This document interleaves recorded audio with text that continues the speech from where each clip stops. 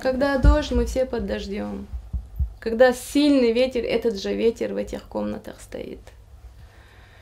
Когда снег, он весь, вот порог там затоп, туда выйти невозможно. Все тает, начинает, и все вот сюда. Воды в доме нет, он шланг, через шланг набираем. Зимой тепло совершенно не сохраняется. В доме нет ни отопления, ни внутренней отделки. Исрафиловым приходится ютиться в ветхом жилье.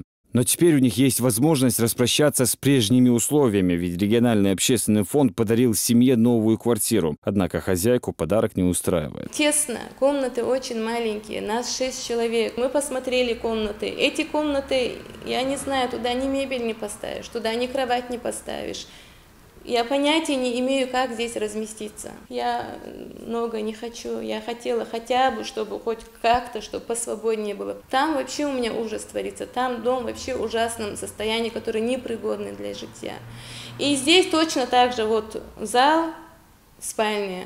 На протяжении 16 лет семья проживала по адресу Батайская, 23 у родственников мужа. Они обратились с просьбой о помощи к главе республики. В ночь Бараат региональным общественным фондом было принято решение выделить жилье 10 наиболее остро нуждающимся семьям Грозного. Практически прошло 2 месяца с тех пор, как эту квартиру выделили, но ни одного дня, ни одной ночи здесь этой семьей проведено не было. На вопрос почему, что, как, люди отвечают, что слишком тесно. Нет, соответственно, мебели, нет каких-то условий, которые они могли бы сюда перевести из своего основного жилья.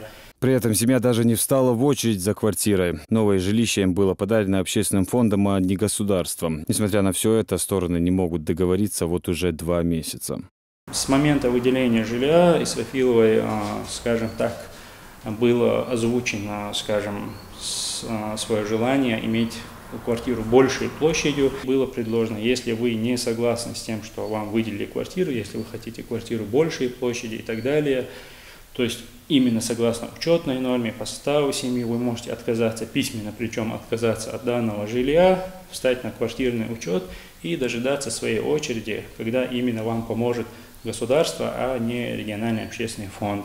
А вот еще одна история. В ноябре прошлого года Лариса Маусарова написала обращение в социальной сети Instagram в адрес мэра Грозного с просьбой оказать материальную помощь для возвращения из Польши, куда она выезжала для лечения вместе с детьми. Было решено незамедлительно помочь семье вернуться из-за границы. Немного позже Лариса вновь обратилась с просьбой выделить средства для приобретения продуктов питания, так как семья не имела дохода. Уже в следующем месяце по поручению Рамзана Кадырова Маусаровым выделили квартиру. Но Лариса и не думала останавливаться на этом. Скоро мэрия удовлетворила еще одну просьбу. Семье подарили газовую плиту и денежные средства для приобретения продуктов на праздник Ид-аль-Фитр. Череда бесконечных обращений привела Ларису Маусарову в кабинет к мэру Грозного. Однако вскоре на странице главы республики в социальной сети появилась жалоба на то, что сотрудники мэрии якобы собираются отнять у них квартиру.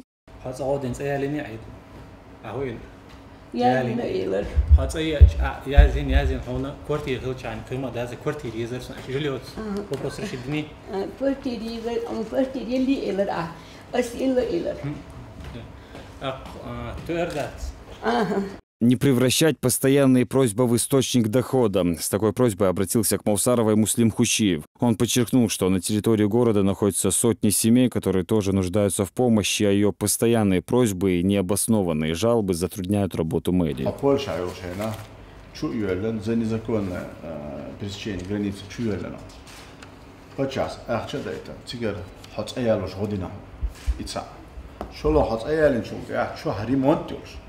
كوارتيري لهم اليوم تريحكم كوارتيري لهم هيك بو قدوة فوقنا بو مريل هاي عجز بشينش بتشاي وش كيتشو ياش كيتشو يو تتن يو بتشاس شا حياتنا سبشيني ساعة نماني وتشيش هول غيلو هول هينز غود دز دقونا بنوتشو.